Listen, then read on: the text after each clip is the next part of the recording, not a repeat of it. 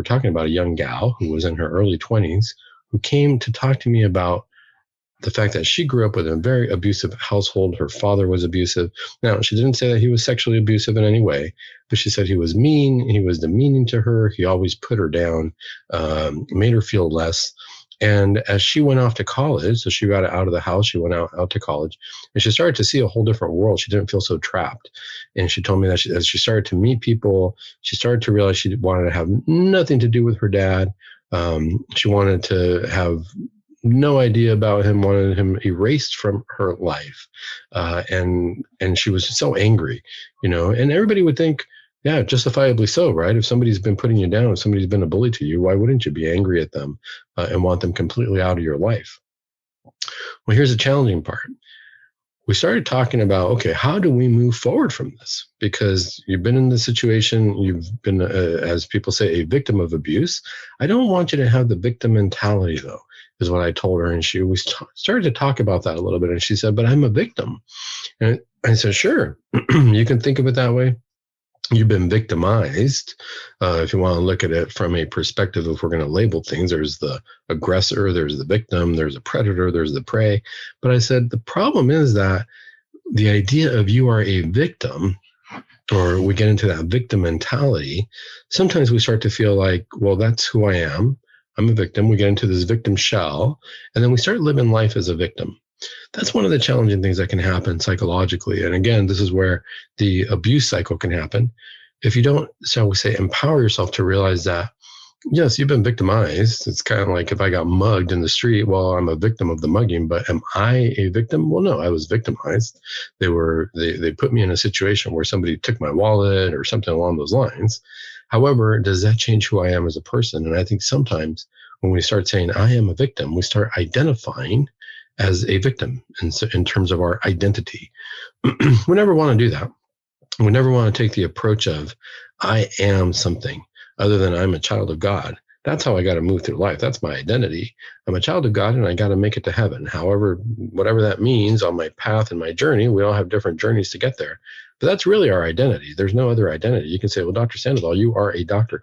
Well, no, I'm not a doctor. I practice medicine. So yes, the world will say I'm a doctor, but what it is I carry the title of a doctor. I am still a child of God getting to heaven. That's my identity. The fact that I practice medicine, that I'm a practitioner of medicine, that I carry the title of doctor.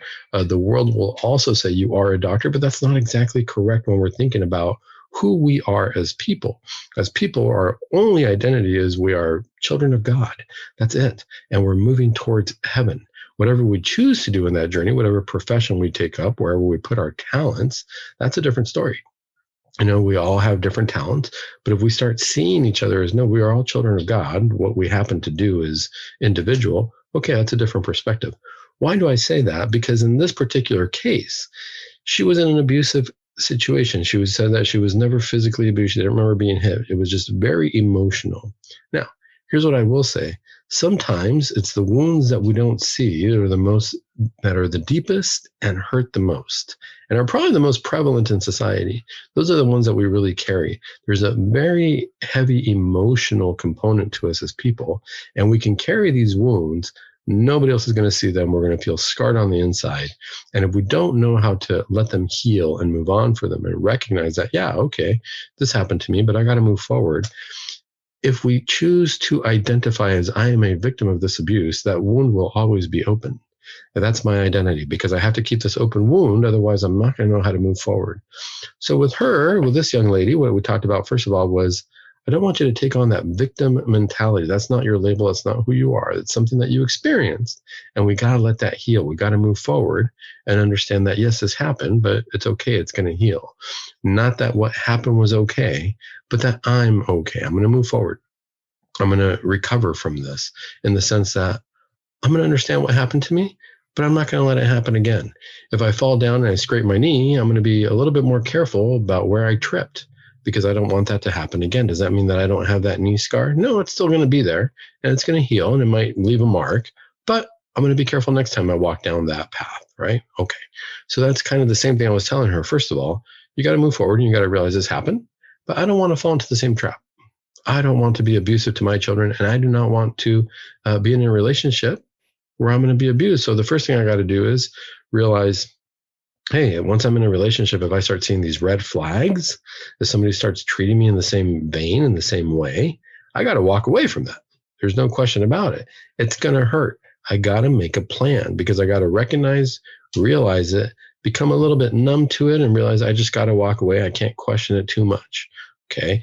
Now, granted, I can talk to people and say, hey, my boyfriend, my girlfriend said this or that. What do you think? Is this abusive? It's always good to check in with other people. And here's a big red flag. If your boyfriend or girlfriend ever try to keep you away from your family or take you away from your friends and just want you to themselves, that's a huge red flag. That's something, if you can't even talk to other people about your relationship, it's already not a healthy relationship. That's the first thing I would want anybody to consider. Now, in terms of this young gal, let's get rid of that victim mentality. The other thing that we needed to consider, though, was where are you at in terms of being able to forgive your dad? This was a challenging situation. This was a challenging conversation we had. Why? Because she's saying, Dr. Sandoval, this person abused me. He made me feel really bad. Why does he deserve to be forgiven? Well, this is where we had a, shall we say, generational, biological, and generational spiritual conversation. Because now we got to get into the realities of life. You might not like to hear this, I told her, but one of the challenging things is that half of your genes are his. You better find something positive about him, because when we choose to not forgive somebody, the first thing we're going to do is we're going to find all the negative things. We're always going to see them as all bad. And we can become a little borderline-ish in that sense. People become all bad or all good. But if my dad was abusive, that's all it is. They were all bad. There is nothing good about them. And that's it. There's no redeeming quality. And that's the only way I'm going to see them. Boy, I'm never going to forgive them. They don't deserve it. Right? We start thinking that because we think that forgiveness is a gift. Well, it kind of is a gift, but the reality is forgiveness is a gift to ourselves, because this is what I explained to her. I said, first of all, half of your genes are his. So I hope you find something good, because I would hate to think that half of you is all bad. If you're telling me that he's all bad, he's no redeeming quality, well, you receive genes, half of your body, half of what's coursing through your body then came from something that is 100% bad.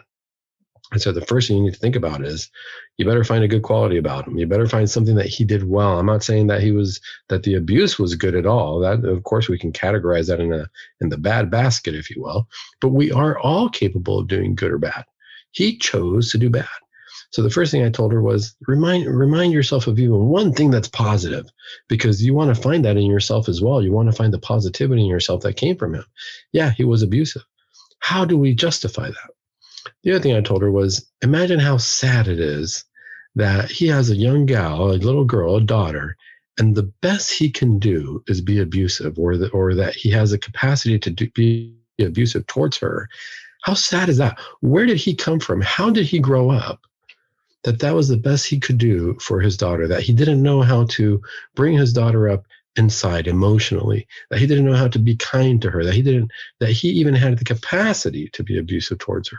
What happened in his life when he was a little boy? Was he abused? Was there something, what kind of distortion occurred in his mind, in his conscious or subconscious, that he didn't know how to approach a young child as they were growing up, that he didn't know how to bring her up feeling loved all the time?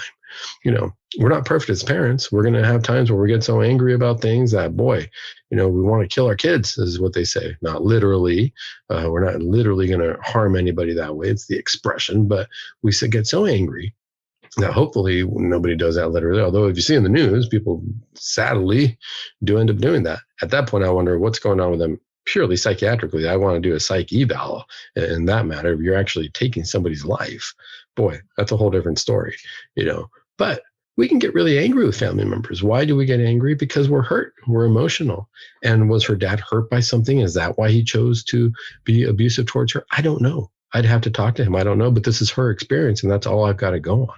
And that's what I want to hear, is how she experienced this, because however she experienced it, her perspective on it is what's going to carry her to make decisions in the future. Same with us. However we experience a situation that we feel is abusive, or that we perceived as abusive, is going to affect how we handle ourselves in the future, how we do things, how we relate to people, who we date. So in this case, I told her, you better find something positive, because you're going to carry half of his genes. Half of you are his genes. The other half is your mom's genes. Find something positive, because you got to find something positive about that. You're going to pass things on to your children. And you don't want to pass on that abuse. You want to pass on the positive side. Was there anything you learned from him? Did he even, change a tire well? Did he know how to dress well? Whatever it was, something even small. Find that positive nugget that you can pass on. Because here's the spiritual component. If you don't forgive somebody, you're going to carry that with you. And that's where you're going to carry dark entities attached to that unforgiveness. And then when you get married, you go on and you have your children, believe it or not, we are still treating other people from that perspective of unforgiveness. And you might think, oh, that unforgiveness, I'm not going to forgive him. That's isolated to just him. That's okay, because I'm not going to forgive him, but the rest of my life is okay. Now you got a problem. Because if you're carrying lack of forgiveness, that's how you're going to relate to other people as well. That's still part of you. That's something that you're carrying with you. It's like carrying a heavy backpack and saying, well, this heavy backpack, it only has to do with one person, but it's not going to affect anybody else in my life. Well, no, you're going to be carrying that heavy backpack no matter where you are, no matter who you're talking to. There's very, very much a psychiatric component, psychological component to how we carry ourselves, what we bring to the family, based on what we've experienced in life, how we're going to treat other people is what I should say. Usually how we've been treated is how we're going to treat other people. And that's what people refer to as a cycle of abuse. If we've been in an abusive situation, if we've been in a situation where we feel that we were betrayed, treated poorly, or where we feel that we were victims, a lot of times people will turn around and victimize other people. That can be a really challenging place to be. So what do we do about this? How do we approach this? Is this strictly psychiatric? Well, before the break, we talked about how there can be spiritual components to things that we pass on. I mentioned that if we are carrying what people call the spirit of unforgiveness, I'm not saying demon, but I'm saying the spirit of unforgiveness, meaning that we carry that with us, there's going to be a part of us that's how we're going to relate to the world. And what do I mean by that? Well, imagine how somebody might go around talking to other people. You're not in a good mood. You talk to other people a certain way. And believe it or not, we're transmitting emotion to people based on how we talk, how we interact, how we look at them, our tone of voice, our expression. How do we know that? Because if you're having a ho-hum day, people will say, gosh, you look like you're down. Are you feeling depressed? What's going on? And usually the person will walk away, maybe feeling a little bit down themselves, maybe a little bit depressed themselves. You never know. We'd pass that on. In the same way, imagine that you just won the lottery. How happy are you going to be? How elated are you going to be? And how are you going to relate to people? Are you going to be smiling to, when you talk to people? Are you going to see people and wish them well and wish them good fortune? Are you going to, come with a spirit of happiness, with a spirit of luck, or a spirit of, and by spirit, I just mean attitude, a spirit of good luck, a spirit of hopefulness. I just won the lottery. If it happened to me, it can happen to anybody. Boy, I wish you well. Those are great shoes you're wearing. I really like it. Are you exuding positivity? Are you exuding negativity? And this happens. These are the different, we can say, attitudes that we bring to something. And we say, gosh, you could leave a spirit in the room. I don't mean an entity. I mean it as we talk about, like, say, somebody says, wow, that school has a lot of spirit. School spirit. How do you know that school has a lot of spirit? Well, because they're all wearing the school uniform, the school colors. They take a lot of pride. They're cheering for their teams, and they're really happy to be part of that school. And when the school says we're going to do this project, everybody chips in. Everybody's in. There's a lot of school spirit. Have you heard of that term? This is where I wonder what's going on with generational spirits. So a lot of times we say, if you're going to look at things, I'm going to put a website here. There's a really good article. Somebody transcribed Father Ripperger and how he explained generational spirits and how to fight them. And he's talking about actual demons and demon entities. But for the most part, what I would say, the majority of families, sometimes we like to focus on, oh, there's got to be a demon and we got to fight this demon. That's a distraction from really the reality of, I can bring a certain spirit into my home. It's kind of like a school spirit. What's my family spirit?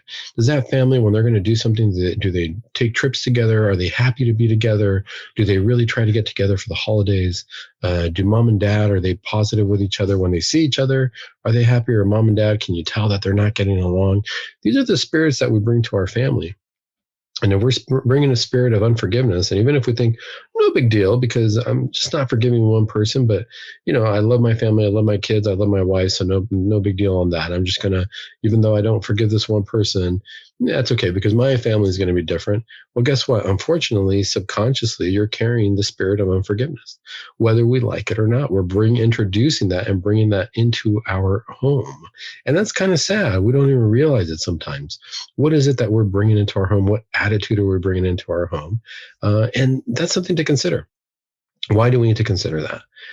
Because when it comes to abuse, if I label myself as a victim, I'm going to bring that into my home. In fact, I'm going to bring that into how I interact with other people. I'm going to have the sense that I'm always a victim, and that other people might always be trying to get a hold of me or trying to abuse me or trying to hurt me in some way. And I'm going to act that way around the world. I'm going to have that perspective with everybody I act with. One of the challenges of that is somebody's always a victim. How are they going to get into a healthy relationship? Because they're going to get into a relationship, they're going to identify themselves as a victim. And all of a sudden, if their partner, their loved one does something, they're always going to question it. And they're going to say, are they trying to abuse me? Is that a red flag? Is it not a red flag? And then we're not going to see clearly because we're not going to say, no, you know what? I'm independent. I can make my own choices. I realize that I've been victimized in the past, but I'm not a victim. I'm going to move forward. And if there's something I don't like, I'm going to speak up. This is where we have the victim mentality. We don't speak up. We stay very quiet, or we want to fight everything because we feel that everything's an injustice. It's not a healthy balance. It's the same thing with not forgiving people. We can bring that spirit into the home. And then guess what? All of a sudden our children learn to not forgive because they're going to say, well, you never forgave grandpa. So it's okay. That's you taught me that it's okay to not forgive. And that's not the case. That's not what we want to teach our children. That will be the case if that's what we bring in. But if we really want to teach our children to forgive, or we want to teach anybody around us to forgive, we got to practice it first, right? So not only do we have to practice what we preach, but we got to preach what we practice. And if we're telling our kids, hey, this is the way to do it, you want to forgive that person, I better have gone through that journey myself, or it's not going to be very credible. This is how we move forward and how we move away from evil spirits, generational spirits, darkness in our home. We got to bring that positivity. Is it possible to have actual demons attached to the home? Sure, that can happen. Rare, but it can happen. You can read this article all on how does it happen? What are these curses? How are they passed on? How is it the demons are attached to people? But that's an interesting article. But what I really want to focus on is we have a whole lot of power into how we can bring perspective, how we can really create that spirit in our home of positivity. Because if there is a spirit of negativity, the first thing I would tell people is, what do you think your family mission is? And they're going to say, well, what do you mean, Dr. Sam? What do you mean, family mission? Yeah. The reality is, if you read this article, there's a part where Father Ripperger mentions this. This is important. So let me read this little paragraph in this article, and we're going to talk about family mission here. It says, generational spirits, when you're talking about them in the general sense, are analogous to the guardian spirits that God assigns. And this is what I was going to talk about. The categories are essentially the same. So you can also have the following types of generational spirits in the family. This is going to get interesting because when we talk about generational spirits, everybody thinks it's negative, but listen to this. When properly constituted within a valid marriage, God assigns a guardian angel to safeguard each particular family, but very often Satan will send a demon in order to tempt it.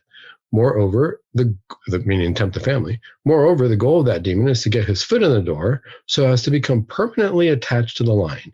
But he also may try something else. Demons are all in a hierarchy, so the one above him may say, get me into this family. So then he sends a little minion out, and the minion tempts them in a manner that he knows will open the door to the stronger kind of spirit. So a lot of people will focus on, whoa, wait a minute, there's a minion and there's a demon. I want to go back to that first part where it says, when properly constituted in a valid marriage, God assigns a guardian angel to safeguard each particular family. So that's the important part. This is where we got to ask ourselves, okay, there's a whole lot of abuse out there. There's a whole lot of different things going on. But really, in my family, what's my family's mission? What's my family's Catholic mission? If we got married, God is going to give us a guardian angel to our family. And what does God expect from our marriage? What does God expect from our family? There can be very positive things, and there's a guardian angel. Well, what's the spirit in God's eyes of my family? What is it that my family is supposed to do? This is where we see that there are families who, from generation to generation, have always, I don't know, made olive oil or wine, or things are handed down to the family. We worry a lot about the negative things. I think if we can focus on the positive things, we won't worry so much about being victims and abused and things like that. But if we can really look at what the positive fruit of our family is, what's our family mission? What's our heavenly business, if you will, with our family? Are we meant to be a very prayerful family? Are we meant to really focus on the missionaries? Are we meant to be a family who are an example of the virtues? Are we going to each practice different virtues in our family? Our kids, each particular virtue, somebody's very humble, somebody has good temperance. Are we going to have prudence? What is it that our family really does spiritually? What generational spirit is in our family that we're handing down in a very positive way? We forget to look at that because we're so worried about all the negativity and the abuse and things of that nature, which needs to be healed. But the best way to heal it is to say, I want to get rid of those knots that might be created. I want to get rid of all that abuse. Why? What's the point of getting rid of the abuse and getting rid of the negativity so that I'm free to focus on the positive? That's really the bottom line. Remember, I said our identity is children of God.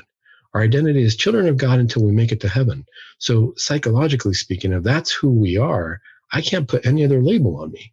I might deal with things, somebody has depression. A lot of times people say, oh, I am depressed. Well, you're going through a depression, or I am anxious. Well, don't label yourself just yet. I am schizophrenic. Well, sort of. You suffer from schizophrenia. You might be dealing with schizophrenia. You might be dealing with depression. You might be dealing with anxiety, but you are a child of God who is on their way to heaven. Our family, we are all children of God on our way to heaven. What mission do we have now? When I get married, I'm going to have a particular mission with my wife. Well, when I got married, I assume God gave us a mission. And we got to pray and ask ourselves, okay, God, we're uniting these two people to create their own individual family. What's this family's spiritual mission? What is it that we're supposed to teach our kids? What's our goal? What is it that you want from us so that we can get to heaven? We are your children, and we're continuing to be your children. I got to pass on the positive family spiritual vibes, if you will. I got to pass on the positive heavenly spirit, not the demonic spirits. They're going to attach themselves. Sure, they could. The same way abuse can attach itself, the same way unforgiveness can attach itself. But I don't want that to be the defining nature of my family. Is that how I want to define my family? Or do I want to get rid of that abuse? How can I possibly find out how to do that? Well, one of the things that I would recommend is making sure that we don't forget, we only have a minute left. Look up Mary Undoer of Knots. If we can pray a novena, we can look at Our Lady and turn to Our Lady and say, Our Lady, please undo any knots in our family. We can do novenas. We can make sure that we pray with our kids. We can just have a nice devotion every day. Every 8th of the month is the day devoted to Our Lady Undoer of Knots. If we bring her into our family, we pray our rosary, we lead a sacramental life, we teach our children to go to confession because we go to confession as a family. This is how we're going to do all those unnegative knots. But we can't negate them. We can't be in denial of them. We have to look at them for what they are, which can be really hard to do. And this is where you might want to talk to a therapist, a good friend, spiritual counselor, and say, hey, this is what I see happening in my family. I don't like it. I need to look at it for what it is. But what I really want to find is, what's my spiritual mission? What's the mission of my family? I want to get rid of this negativity or learn how to deal with it so that our whole family can continue to live our Catholic spiritual mission before the eyes of God. I hope this has been helpful. I hope we pray to Our Lady Undoer of Knots.